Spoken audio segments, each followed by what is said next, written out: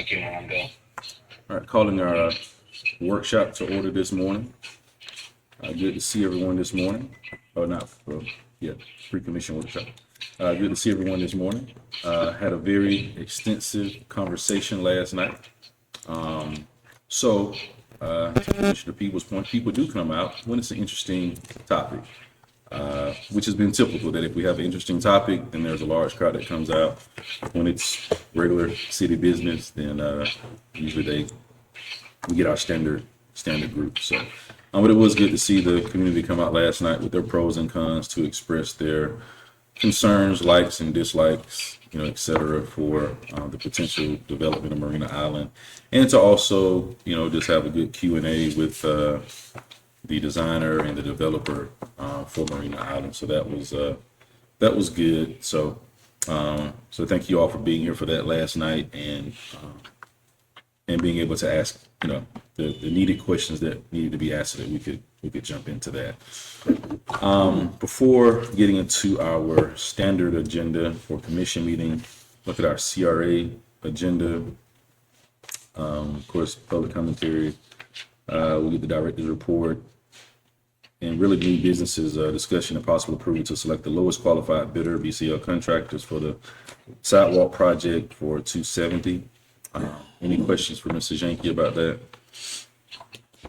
So I noticed that it went over, I think it was higher than what we budgeted for. That is correct. Correct. And so how much more did it go over than what we budgeted for? I think $90,000. We have 185 budgeted, 85,000. Okay. So I guess my question, oh yeah, it does say here, it was budgeted for 185. So I guess my question is it worth the risk to put it back out to bid? Oh, God, no. Or do you think it'd be more expensive? Yes, it. Okay. All I wanted to ask on that. I think typically what I've seen, and of course they have more historical knowledge of it, anytime I've seen us put a project out to rebid, the price goes up and our scope goes down. Yeah. That's very. That's what I've seen is because in part, I mean, you're looking at another 3 to 6 months of actually getting that project back. Right. And so whatever's happening in the, in the industry or the economy also, could affect that as well. Yeah, I don't see prices going down, so. Yeah. So, every time we've put out something to rebid, prices go up and we usually have to scale back to fit within that scope Right. of that price. So we usually never get what we want. Yeah. Not that we haven't rebid it or not that we shouldn't rebid, but to think that it's going to be less. The only thing that's less is going to be the amount of work that we get done Yeah. for that particular project. Has been the trend that I've seen. So do we know what that's, if we're gonna have to cut anything from the CRA? From what Mr. Janke told us, we had like plenty of money we needed to spend. So Oh, yeah? that's what I remember the last time we met about the budget. It was like, Well, I need some sidewalks by my house. no, that's an HOA kind of thing. So you can talk to CRA. yeah, there you go. Well, we just need to change the CRA then. Mr. Janke, if you respond to that. Yes. So we have several $100,000 in the current budget allocated for sidewalk projects. So some of the projects they're currently we're getting some engineering plans done, and we also have some money set aside to actually do the construction on those sidewalks where we're doing the engineering right now. My recommendation would be to go ahead and get this project done and use the funds that we have allocated for sidewalks on this project. And then at some point, I just need to sharpen my pencil and see how much money is left in the sidewalk budget and how much work is left and how can we maneuver, how many projects can we get completed without changing the overall budget. So we might just have to de-scope a little bit. Correct. Or mid-year, I may come back and say, here, this is the remaining work that we have, that I have on my list in regards to sidewalk projects. And if we want to complete all of this year, I need $200,000, $300,000, $400,000 more. Are you willing to Right. increase the budget so that we can get this completed, or do you want to wait until next year? Okay, Those are the two options that I can see. okay. Thank you. All right, any other questions on the CRA? Nope. All right, that's gonna be at 8 o'clock on, it's gonna be 8 or 8:30 on Tuesday. No, 10, it says 10 a.m. Do you want us to put it before? We can do that. All right, so we're gonna have commission at 9. 9 and then do this at 10. Yes, sir. Okay. All right. Now, if we don't finish commission at 9, at 10, then we just push this back then. Yes. Okay. All right. And then, all right, on to our regular agenda, looking at our consent agenda. Have approval for regular meeting minutes, approval of the residential incentive program application for 902 Louisiana Avenue, and approval of proposed changes to previously approved amendment number 1 agreement. Any questions about those? I had a question about the warrant list. All right. What's Quillen Powell? They are the ones that did our gym. Oh, okay.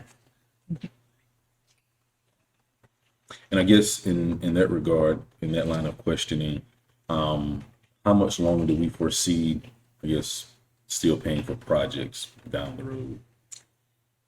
Or completed projects, I should say. Gosh, it's just hard to Do say. you see it for the Simple as it next is. year, 2 years? I would probably say the next 2 years, Okay, because we still have money in the FEMA budget. And as you guys know, it's not easy getting money from FEMA in terms of the money's there, but you definitely have to jump through hoops to get it. And so really, a lot of the holdup of our projects is waiting for their funding, waiting for them to say, yes, you can go on and start this project. Okay. And then getting the reimbursements. So I'm really hoping that within the next 2 years, we have wrapped up everything. Tetra Tech is gone and we're finished. okay. We recently got reimbursements from FEMA. In that email that was sent out, it referenced some money, FEMA, from your email.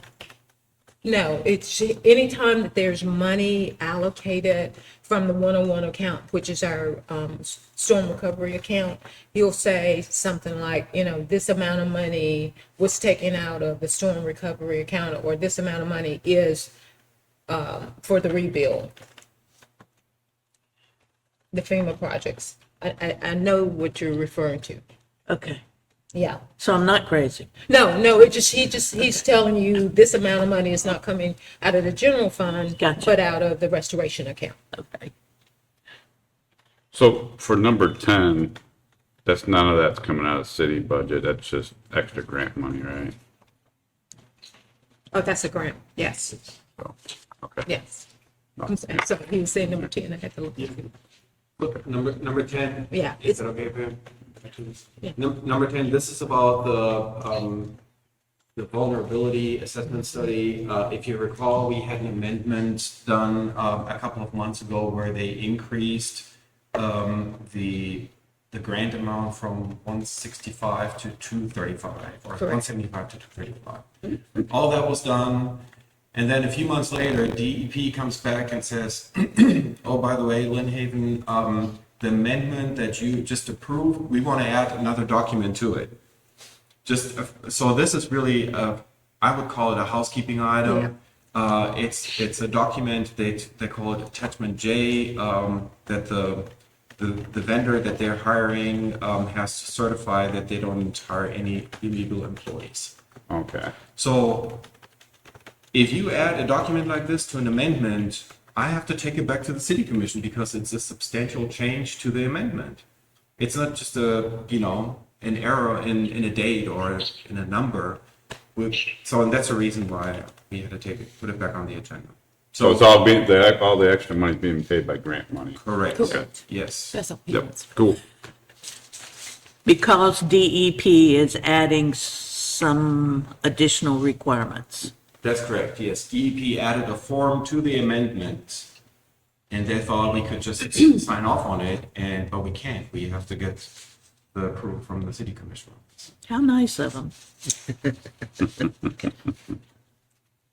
All right, Mr. Jenke, you're up for number 11, number 12. Any questions about number 11 and number 12?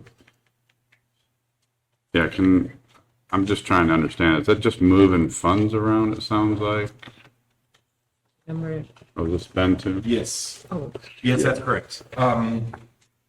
So items number 11 and 12 are in regards to the improvements on Florida and Ohio Avenue.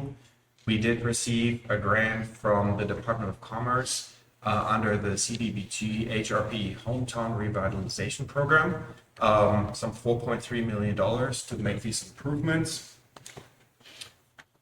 Some 2.5 years ago, when we submitted the application, we had to give them a cost estimate saying it will cost X amount of dollars for the administration of the grant.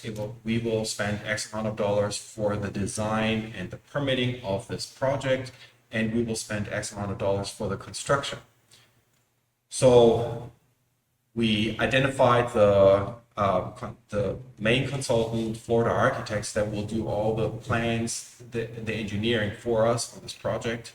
They reached out to their subcontractors in terms of cost estimate, how much the design will cost for this project. Originally, when we submitted the application to the Department of Commerce, the grant application, we estimated soft cost to be $75,000. When Florida Architects came back and said, here, our cost estimate is $375,000. So we asked to change the grant allocations under these three different items so that we can cover the cost for the design and engineering of this project. So that's not costing the city any money? Not costing the city any money. We're just shifting money essentially from the construction budget to the design budget. Okay. Because we need to get the design done first before we can even think about construction. Okay, that's what I thought. Thank you. Yes. And what is the project? It's know. we call it the Florida and Ohio Avenue improvements. And those are improvements to the streetscape and also the street lighting around Roberts Hall, and then also here on Ohio Avenue right in front of us. Thank you. All right, any other questions about number 11 and number 12? No.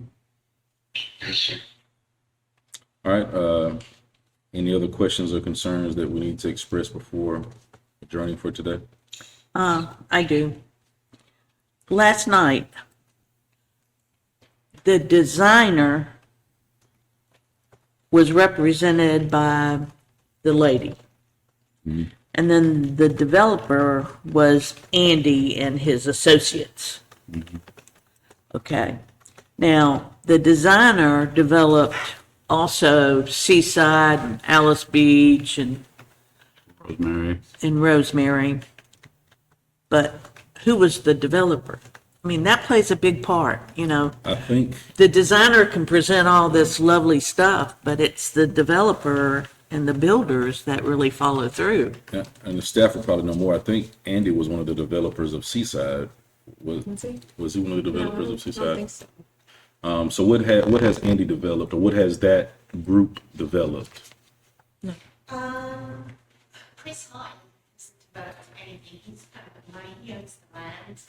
I think Andy had years ago something to do with, what was that development up where 77 Washington, Lake Muriel? Lake Muriel. Got I it. think he had something to do with that years ago. And some things in other areas, parts of America. But around here, I think everything, I think he had anything to do with this. I think his address is Seaside, because I looked him up a few years ago, I think. Surfside. Surfside, yeah, that's what it is, yeah. Okay. I was just curious. And if you don't mind if I add to that, I'll be honest with you. I wasn't happy last night. I don't know how anybody can pick up on that, but Oh, really? yeah. You usually I didn't notice. Did y'all notice? Well, I mean, it's pretty normal, so just, Well, I think the thing that kind of upset me was 2 years ago when they came and presented it, I expressed my concern with the industrial park. They had two different plans, and I liked that they had two different plans so that we can kind of pick and choose, and they just totally disregarded it. And they said that the question came up as far as have they started talking with the business owners there, and they said yes. And I know I've talked to the business owners there, and they're not in favor of this at all. Correct. So I was like, well, okay, so I brought it up. The business owners aren't happy about it.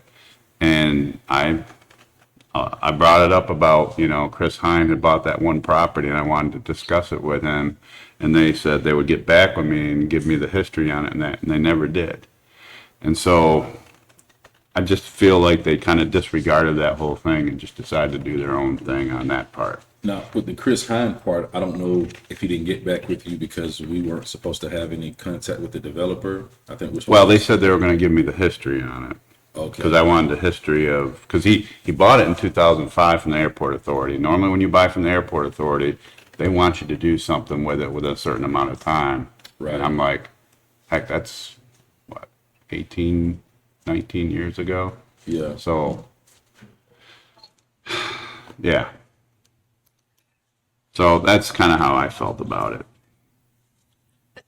I think one of the things is we're in the beginning stages of this planning and development. There are going to be lots of meetings. There are going to be lots of disagreements and concessions. And so we're early in on it. I know that Ben and I both keep in contact with the owners, industrial park. At some point, there will be a meeting with the owners and Marina Island. And so I think it's a process, and we're always going to work for the good of our city and of our residents. And I think, with that in mind, I feel like it'll all work out, and for their good, then the vendors there. Well said. All right. Any other questions, concerns? I'm not opposed to the project, the Marina Island project. It was just, my concern was she displayed such a flowery and beautiful presentation Yeah. when the developer actually has not had experience of developing Rosemary and Alice Beach. And that, And that's a ton of money. Yeah, Yeah, but She was doing her job.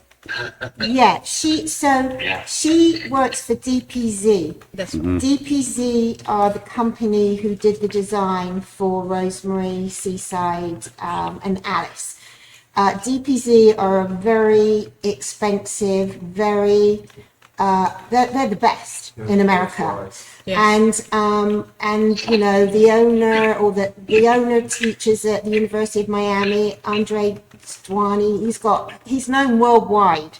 So the fact that they went to DPZ and paid them the money to develop a master plan is huge. And I can hardly believe that Lynn Haven, whether it happens or not, has got this far, has this kind of opportunity. Yeah. However, when it comes to the developers, Andy is not the one who's going to get out there and build it.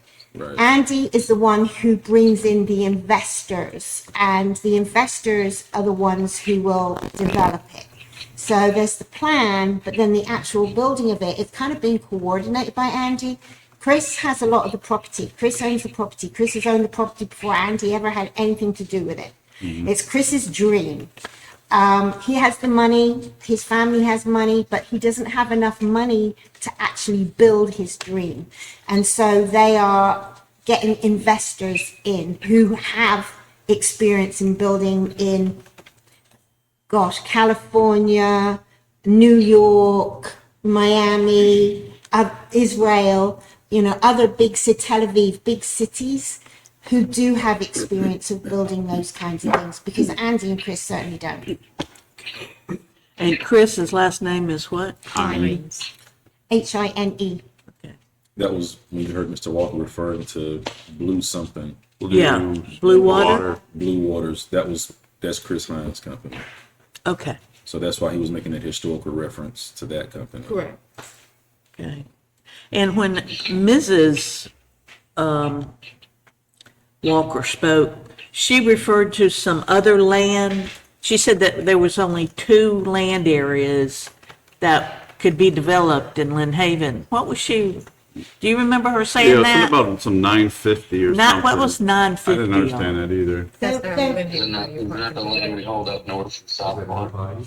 It's the bayou. Yeah, she might have been referring to Mill Bayou because that used to be 950 acres. That's But the concern, when she was bringing up those townhomes, that they had brought to the commission a few years ago, they had brought up a couple of parcels, a few parcels, not on the island, that are before you go onto the island on the left-hand side.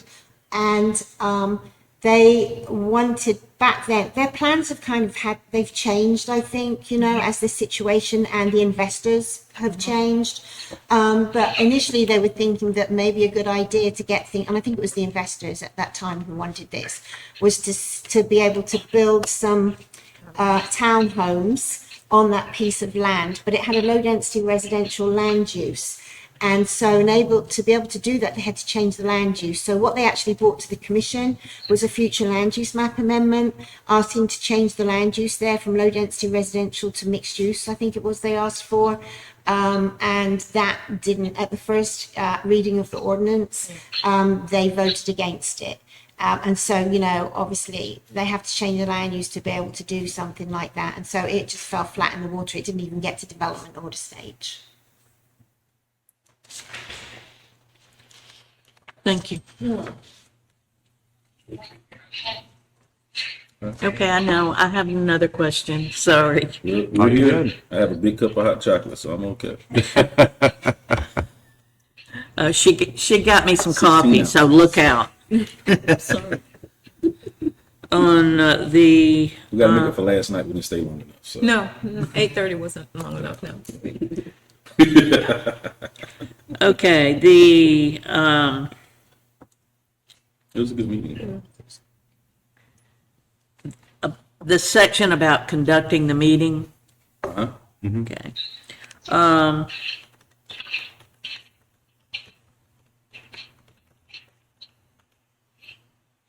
Do you think it's strong enough? I mean, we went from not allowing, in our discussion, not allowing people from out of the city to speak to, Essentially, we made no changes, essentially. We well, just had that's kind of what I'm discussion. saying. Right, so. Is, essentially just- are we going to be happy with that? I know it says no disruptive behavior, but doesn't Robert's Rules of Order say something about you can't make, something about negative remarks about, Derogatory remarks and. yeah. And I was just wondering if we might need to include that or just throwing it out there, be a little bit stronger. Kevin's on the line. Yeah, and I talked to the mayor about it after the last meeting, and I'm gonna basically redo the ordinance and incorporate the stuff we talked about at the workshops. Yeah.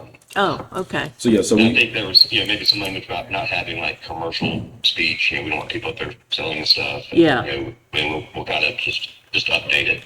And so I'm gonna work on that ordinance and send it back to y'all. I can Okay. tell you that, I don't know if you guys remember, I don't think you were on here, either one of you were on here yet, but we had extensive discussion on this at a pre-commission meeting about this. And, I did quite a bit of research on that and the part about disruptive behavior and things you can't do and making noise and all that, that is almost word for word from a Supreme Court case that I read. Wow. And, yeah, it's pretty close. So, Which they're is- saying that's allowed, basically. Yeah. I would say, of course, we haven't been doing it since you all have come on. Whenever we all came in, of course, Commissioner Purnell was already here, whenever Commissioner Work and I came on a couple of years ago, we made some adaptations to our agenda, and then we reiterated, these rules, reiterated that, hey, no disruptive behavior and such. And then we actually printed them out. It was like a cover sheet for the agenda saying these are the rules for the meeting. In sense, because basically everyone has adapted to that. That's why we basically, once you all came on, we stopped printing out that cover sheet with the rules on it, because basically everyone had become acclimated to these are the rules. that we're not going to allow disruptive behavior. Like, for example, last night you heard the guy say, "Hey, I can't hear." Hey, no, we're not going to do that. Just because I don't want it to be where we just start having audience responses, when there's disagreement or something like that. Although what he said wasn't wrong, but I don't want that to, We haven't even started yet. we got 50 people in here, 100 people, so I don't want a popcorn effect happening. Right. Because, for example, like if you was seeing the Facebook page, if those individuals were here, would those have been statements that were outbursts, while they're here? So, and there was a big disagreement on the manner in which we do decorum. It's like before y'all came on, there was people were upset that we were censoring when you even had the public commentary, or not censoring when we moved to public commentary. People were saying we were violating their freedom of speech for that. Because, hey, public commentary is here, we're going to respond here. So essentially, no matter what we do or what we change, there's going to be a complaint. So if we start instituting the sign-in sheet, there's going to be a complaint. I mean, there's like, no matter what we do, because we haven't restricted anyone's freedom of speech, we haven't restricted anyone from speaking or doing any of that. We just moved public commentary up so that there could be some response to people's questions. Because what I noticed when I was coming to the meetings is that the public commentary was after the reports. However, there was no response from the commission. Because I guess, at that time, Mayor Pro Tem Russell didn't want to banter and go back and forth possibly. Because things were still volatile. I mean, people were still asking questions about federal cases and all that kind of stuff. So there just wasn't a response, back and forth. So I said, okay, let's move public commentary up to agenda item number 3. So that as people ask their questions, then as we give our reports, as you hear city manager and sometimes myself, and maybe she'll ask another staff member to actually be able to give a response to whatever questions you're asking at that time. But there was a big stink about moving it to number 3, saying that we're violating their freedom of speech. And so for 2 or 3 months, that's what we heard every meeting was, you're violating my freedom of speech, you're violating my freedom of speech, you're telling us we can't. No, your public commentary is here. That's the only thing we changed. It was literally moving public commentary to number 3, because we did see and city manager Kevin and I went through that actual ordinance, and at that time I opted not to reinforce some of the things that we could already do per our own ordinance, like the sign-in sheet and such, because I didn't want people to feel like at that time we were restricting, what they're trying to do. Because, hey, what we saw with the sign-in sheet was everything was done a day prior to. Okay, so if we tell you got to turn it in by Monday, 5 o'clock, you don't do it, you show up with a genuine concern and we don't allow you to speak, then, hey, have you taken off your job? Have you done something to come out and you can't speak at the time? I'm not opposing the sign-in sheet. Just give you some background on why certain things we didn't reinforce initially and some of the response and feedback we got from it. But we did certainly draw out the disruptive behavior and such so that people could see and know that, okay, hey, we do have rules, and these are the rules. But Kevin and I we as I mentioned, picked up the notes from our previous meetings from Cecilia, and so basically trying to hear the consensus of everyone, and then sort of updating that and then bringing that back for further discussion, not bringing it back to, hey, we're going to vote on this today, but hey, we've updated it, put maybe a little stronger language in it, and then, hey, here's some consensus there among us to see if now that we see that it's revised, are there some other things that we might want to adapt or that we might, want to change? Because him and I even discussed, say, for example, like last night's meeting, of course, it was a workshop, but there's also something, we want to institute a rule to say, okay, hey, you can, because some of the rules we can do, we don't have to necessarily put on paper, but if we put it on paper, will it justify it? So if we have a room of 200 people, per chairman's rules, you can actually change it from 3 minutes to 2 minutes. But is that something that we actually want to put on paper? Not that I'm just raring to change it in 2 minutes, but again, if we have a room of 200 people that want to speak about this particular issue, do we want to adjust the time from 3 minutes to 2 minutes? I don't have to have that on paper to take liberty to do that, but it's those kind of things to say, do we want to put that on paper to know that, hey, it is in our rules, not just necessarily for me, but for the future chairperson of the meetings to be able to do those kind of things. So those are some of the other things for us to, to review and consider, not necessarily just that particular point, but other points that go into the meeting. Because my biggest concern with the meeting is decorum, is making sure that we do have decorum, that the meeting is orderly. Because I will tell you, it was embarrassing running for mayor and then becoming mayor, and people literally laughing about our meetings. Yeah. You know, as I'm going around getting money and campaigning, people were literally tuning in to laugh about our meeting. Like that was their, you know, their joke. Hey, we'll get popcorn for Lynn Hayden's meeting, right? I mean, so so for me, one of the things was, okay, no, we're not gonna continue to have that. We're gonna be a very, you know, we're gonna have a very decored meeting. Not that we're stopping people from speaking, but we're gonna be very orderly and streamline how we run our meetings. And now people tune in and appreciate that.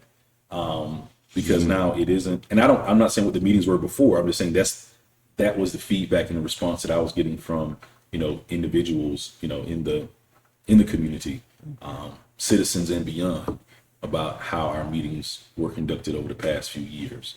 So that's one of the things that we didn't want Lynn Haven to continue to be a laughing stock about that, and having some, you know, some other cities are helping us, you know, get that off of us. So, you know, hey, but you know, didn't want to be the laughing stock about that. So that's the primary purpose of how we structure the meeting, is that we might have decorum and order. And even last night, before we have a workshop, I meet with city manager, city attorney, we talk about how we're going to organize this workshop.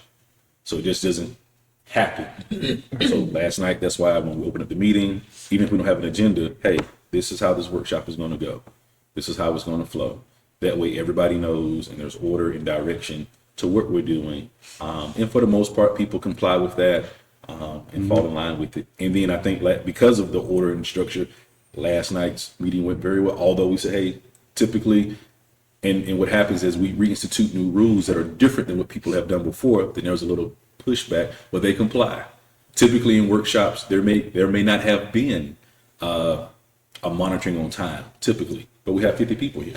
Yeah. So we can't just let 50 people talk. Well, I mean, we could, but do we want to, as chairman, no, we don't need to let 50 people talk for 10 minutes at a time, right? Let's have some restriction, because they're still going to be here after the meeting, which they did.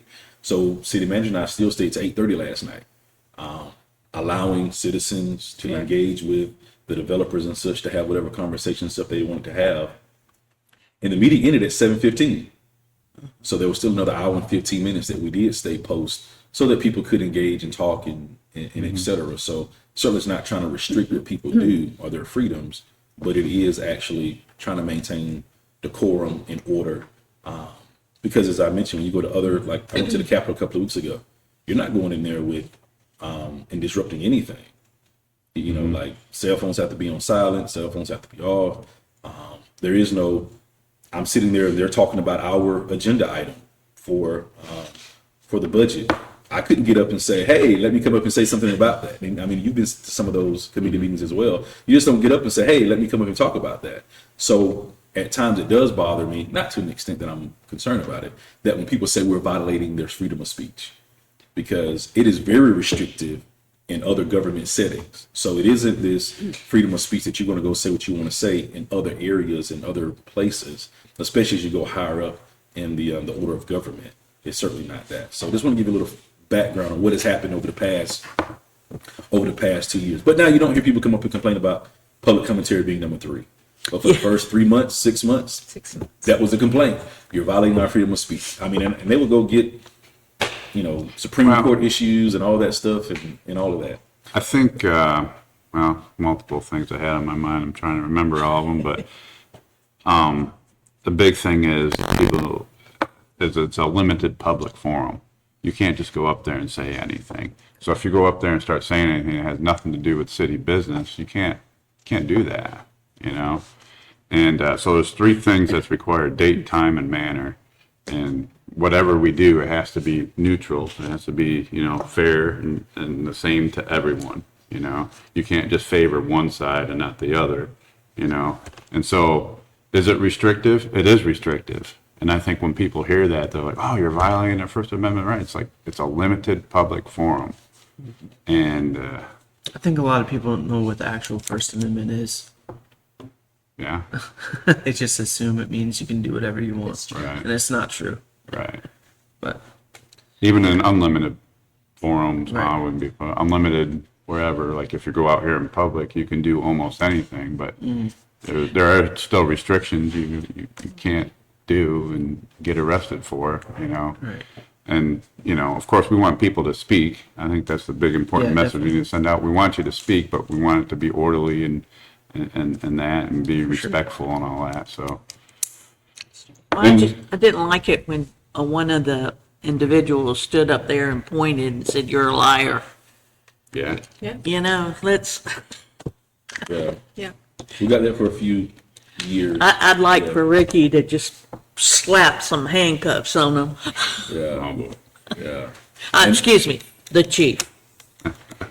And that is the challenging part, the line that we tether to, okay. Yeah. So, for example, we had someone come up, because I've asked and said, hey, let's not talk about the federal court case during our commission meetings. Number one, that Right. has nothing to do with us.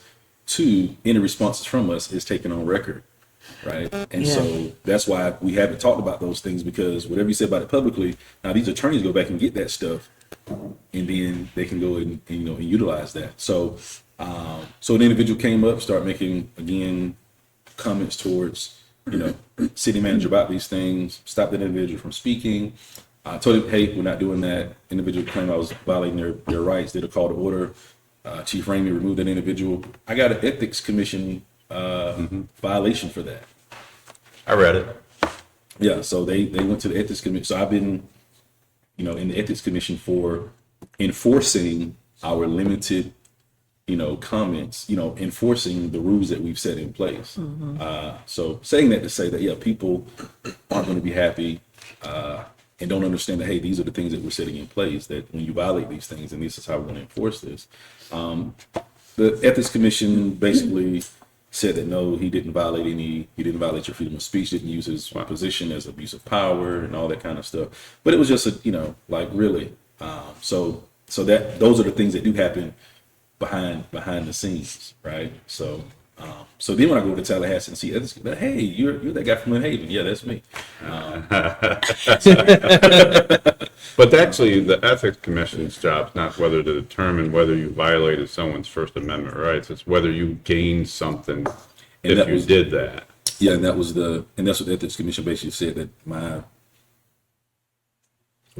actions did not give me any gain by stopping that person from speaking.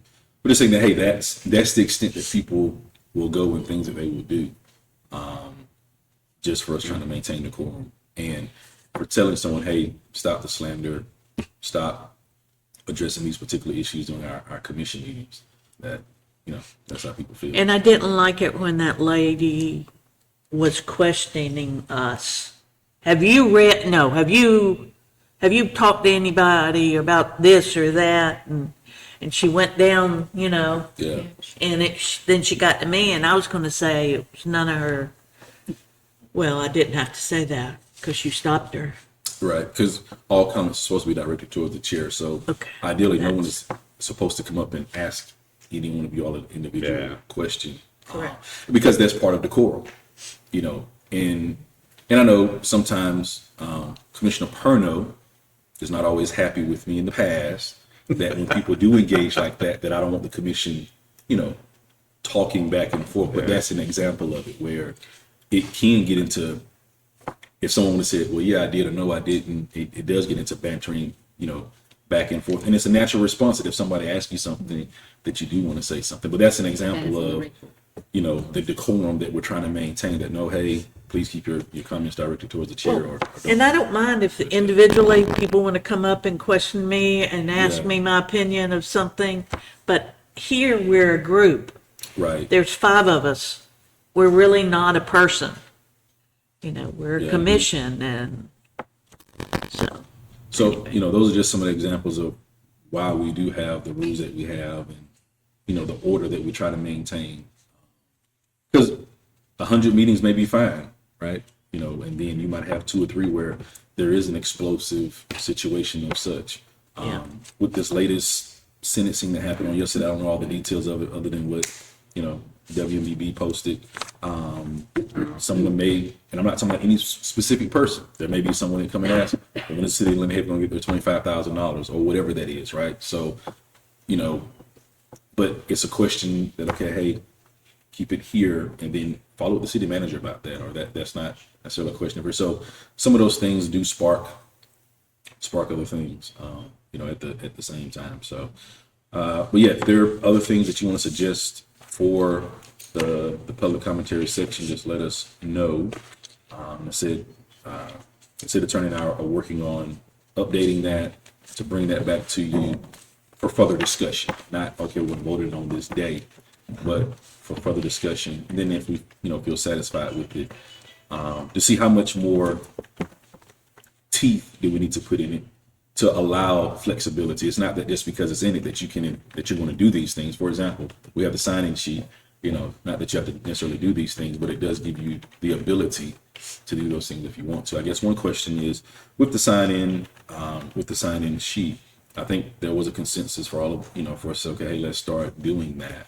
But then there's so many ways to do that, right? So then that's something, for us to consider as well. And I'll get with city manager on that, look at some of the different options. Because I've gone to different places that have done it.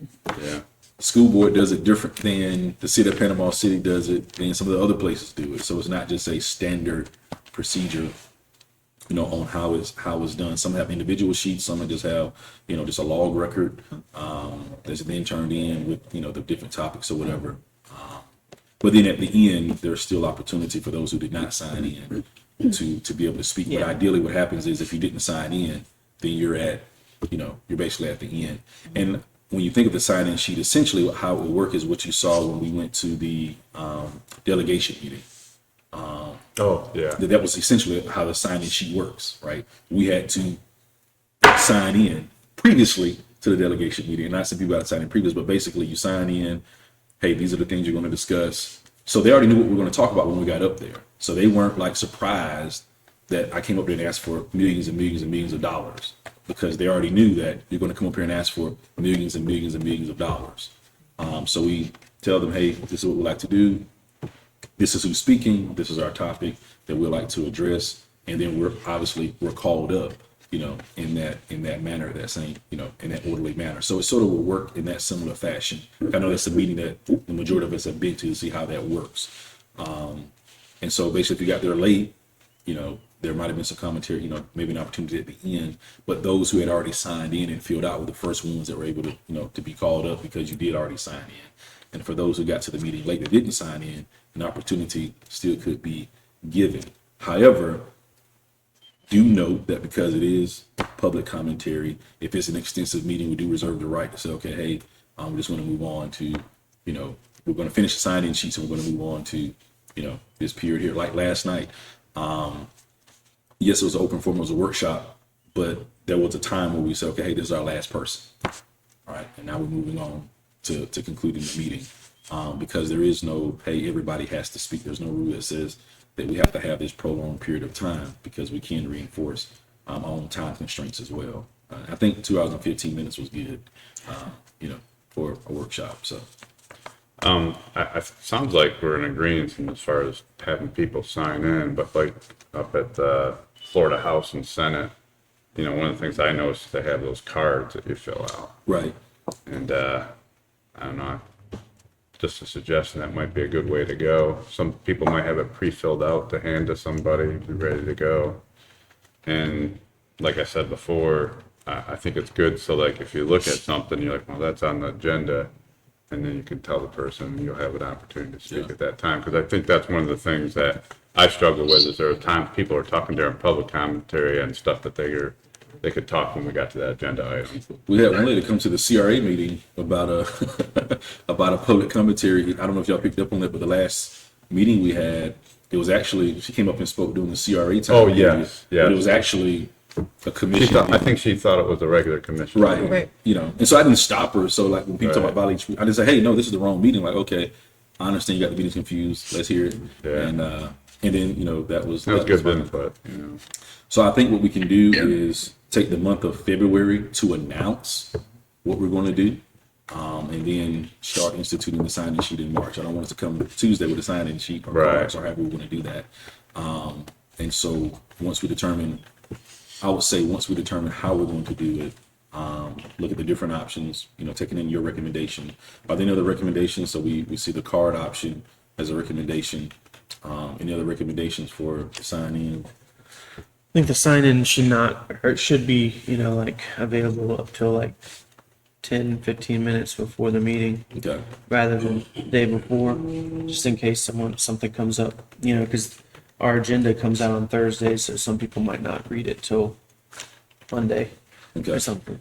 Well, at the school board meeting, you can come up anytime for, the secretary's Yeah. sitting over on the side and people come up all during the meeting and, Yeah, I'm not gonna do that. Yeah, as long as you're during, as long as you're during the public, or during the Yeah. commentary segment. And I think, I've done this, I think we did it in Callaway, we don't do it right now, but several years ago, it was, like a card or a little slip of paper, just have your name and, what agenda item, or, just general public commentary. I mean, you just have that, and that way the mayor would know, okay, this one's talking about number 8, this one's talking about number 6, this one's here for public commentary, and they just put them in order. But, as long as you're there in time while the meeting's going on, you can fill out that little slip of paper and slide it to. I say once the CJ or gavel goes down. well, one good thing about if they sign in, you'll notice that some people, when they come up, my name, and I live at, either my hearing is going bad or they mumble. And I don't, I like to write down because if there's an issue that I feel I need to respond back individually to that person, I like to have their name and where they live, and I make a notation of what the issue is. It would be a good record for us to get back Right. to this individual if we needed to follow up with an item or an answer. No, I So- totally agree. Yeah, totally agree. And I think it's nice if you say, like, Mrs. Smith, would you, and you're actually addressing them. Mrs. Smith, it's time for your public comment, or however you want to say it. It certainly makes it easier for me because last night was, hey, Ms. Parker versus, hey, got the blue hat on right there. Yeah. You with the bald head, you come on up. Yeah, not you, but him, not him, but her. Yeah. So no. But I suggest that we take the month of February just to let people know that's what we want to start doing, and then in March we'll start doing that. So people can be aware of it, that this is what we're going to start doing, and it's already in our rules, so it's not anything that we have to Right. wait until we get an ordinance approved to do, and we can still be working on that ordinance as well. So we have 2 meetings in February to, we'll bring the ordinance back the second meeting in February, because first meeting's coming up Tuesday. We'll bring it back the second meeting in February. Again, still hearing all of this, updating that, and just continue to work on that and move forward. So, and this is sort of the pace it'll be as we go through the different ordinances and codes. Is we have to bring it, discuss it, look at it, see the attorney needs to make some adjustments to it. We discuss it a little more, and then move forward from there. Now, some things can just be by resolution. Everything doesn't have to be by ordinance. I think, Kevin, did we say we were going to do this by resolution?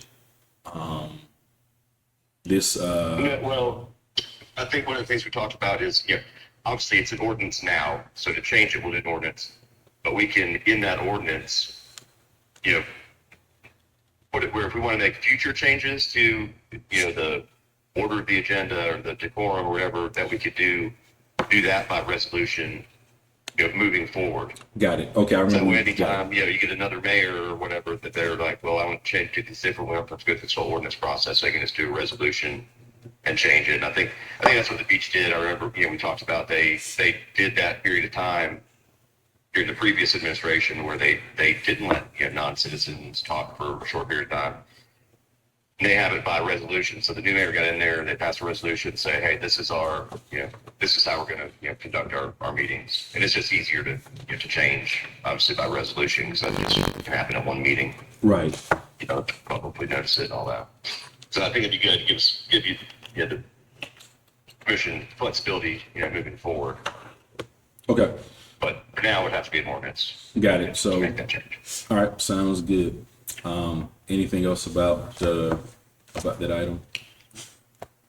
I think I've asked enough questions. No, it's good conversation. Anything from you about it, city manager? No, sir. All right. All right. Well, thank you all for coming out this morning. Hopefully you all have a great rest of your weekend, and I'll see you all on Tuesday morning, 9 a.m. Meeting All right. adjourned.